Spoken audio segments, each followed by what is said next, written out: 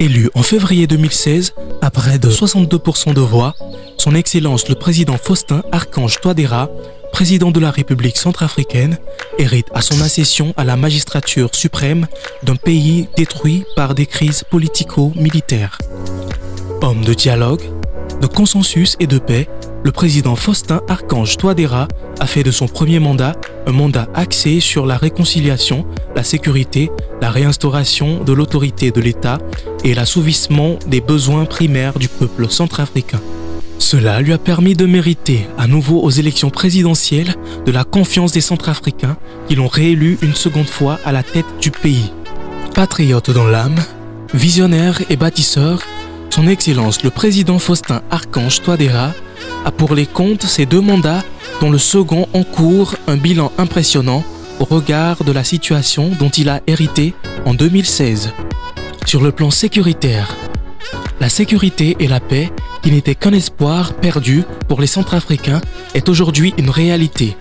Les militaires sont formés et casernés, ainsi que les armes sont incorporées.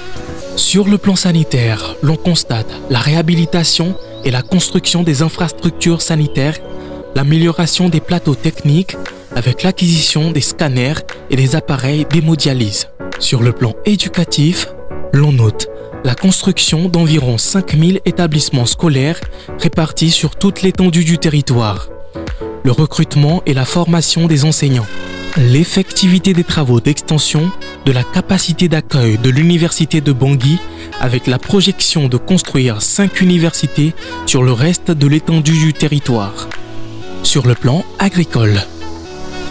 la relance de la filière cotonnière est à nos jours effective, couplée au processus de regroupement des agriculteurs en consortium et coopératives afin de mettre à leur disposition des intrants agricoles et les tracteurs.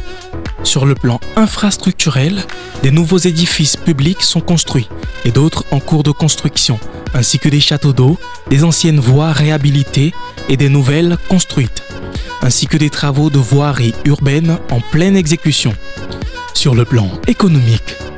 le projet Sangokoen voit le jour comme étant la seconde monnaie centrafricaine qui vise à attirer les investissements étrangers afin de permettre à la Centrafrique de réaliser ses projets de développement et d'atteindre sa stabilité financière. Sur le plan sportif, culturel et artistique, malgré les blocus qu'a rencontré le sport centrafricain dans le contexte des crises qu'a connu le pays, la reprise de ce secteur est porteuse d'espoir pour l'avenir d'un sport rayonnant. En effet, la reprise des activités sportives s'est caractérisée par la participation de la Centrafrique à 90 compétitions internationales avec à la clé plus de 100 médailles, dont 40 en or, ce qui est l'illustration de la motivation d'un sport qui, malgré ses difficultés, se veut performant. Sous les mandats du président Touadéra, l'on constate la prise au sérieux du volet culturel, matérialisée par l'institutionnalisation du concept Bangui fait son cinéma, la création du concept Bangui Fashion Week et l'accompagnement des acteurs culturels.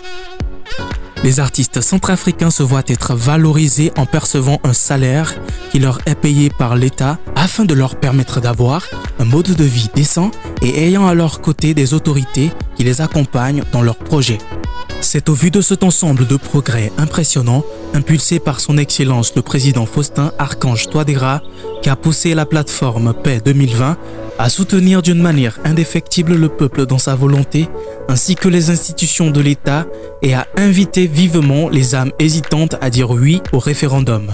Il faut noter que la plateforme Paix 2020, créée en 2020, est constituée des centaines d'associations, des acteurs de la société civile et de 2 grands partis politiques, avec à sa tête 2 jeunes leaders, à savoir Aristide Briand-Reboisse, ministre chargé de la promotion de la jeunesse, des sports et de l'éducation civique, Serge Ghislain Diori, ministre de la communication et des médias.